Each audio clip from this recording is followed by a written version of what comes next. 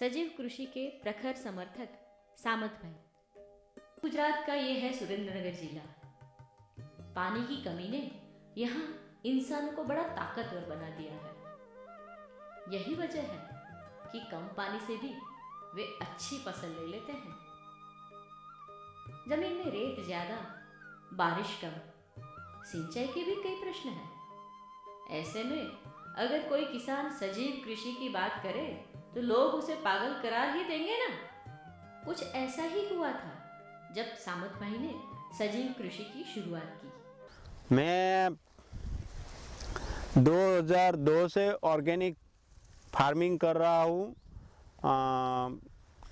और 2002 से मैंने शुरू किया तो 2003 में दूसरा टुकड़ा रखा, 2005 में पूरा मेरा फार्म था वो ऑर्गेनिक मैंने कर दिया।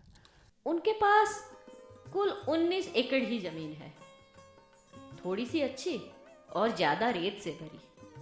ऑयल इंजन, बैलगाड़ी से खेती और सिंचाई कर लेने वाले सामत भाई कई कठिनाइयों के बावजूद अपने खेतों से रचका, गेहूं, बाजरा, प्याज, लहसुन, रायडा, मूंगफली, तल, मकाई, एरंडा ऐसे कई पाक ले लेते हैं। सामत भाई दिन भर अपने खेतों में लगे रहते हैं। पत्नी गौरी बहन और बेटी भावना के साथ मिलकर सजीव खेती करने वाले इस परिवार में अपने खेतों से ही इतना लगाव है कि ये पूरा परिवार अपने खेतों में बस गया है। उनका जीवन मंत्र ही सजीव कृषि है। पिता से कंधा मिलाकर काम करने वाली भावना हर बात का हिसाब किताब भी संभाल लेती है।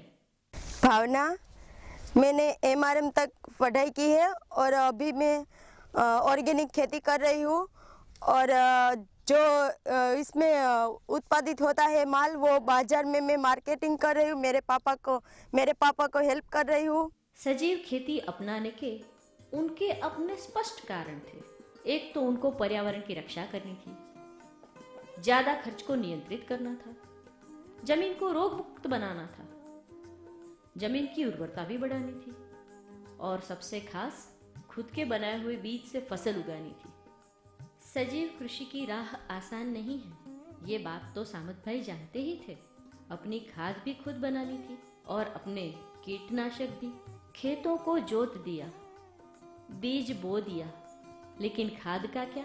अपने अलग किस्म के जीवामृत बनाने की विधि कुछ इस तरह है। गोबर है, गाय का चान की रबड़ी है, वो पहले वो हम डालते हैं, डाल के थोड़ा हिलाते हैं। वो 200 लीटर में लगभग 15 किलो गाय का गोबर होता है। 2 किलो चाहे किसी भी कठोल हो, ये चना का लोट है। ये इसलिए डालता है कि हाँ, जो बैक्टीरिया है वो कठोल बहुत ज्यादा पसंद करते हैं। वड़ की माटी है, वड़ के नीचे की माटी है और बाद में इसमें गौमूत्र डालते हैं हम। 7-8 दिन में वो पानी आप पानी देते हैं, वो साहेब भी वो उसमें डाल देंगे थोड़ा थोड़ा, तो पूरा खेत में लगभग होता है। कीट से बचाव के लिए सजीव वार्ड होना जरूरी है। अपने खेत के किनारे खड़े इस सुरक्षा कर्मियों की पहचान सामत भाई बड़े प्यार और गर्व से कराते हैं।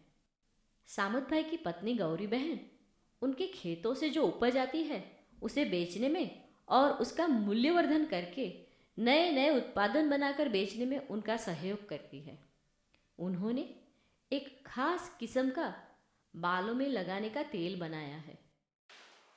આ તલનું તેલ અને નગળ, મહેંદી, ભાંગરો, આંબળા, જાસૂદ, અમરવેલ, એલોવેરા એ બધું ભેગું કરવાનું, ખાંડવાનું બધું. મોટો ખાંડણીઓ છે એમાં ખાંડવાનું બધું લીલું વનસ્પતિ બધું ખાંડીને પછી બધું એક વાસણમાં તપેલામાં મેક દેવાનું ચૂલા ઉપર 3-4 કલાક એક ખાંડ રાખવાનું ચૂલા ઉપર ધીમા તાપે પાકવા દેવાનું. પછી બધું આમ સડી જાય, આ કઠણ થઈ જાય, ઉપર આવી જાય હંધું આપણે ઉમેરેલું વનસ્પતિ બધી. પછી ઉતારી લેવાનું 4-5 કલાક પછી.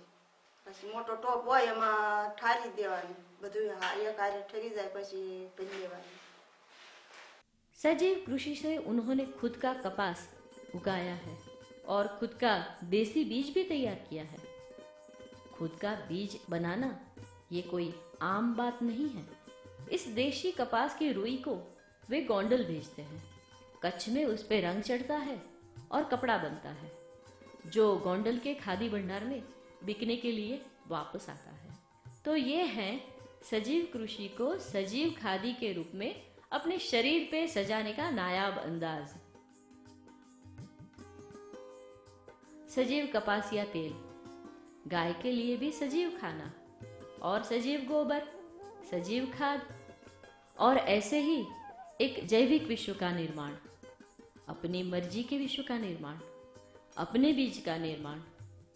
यही तो है सही मायने में स्वतंत्रता, एक आजाद देश के आजाद किसान की आजादी, जो उसने कड़ी मेहनत और सच्ची लगन से पाई है.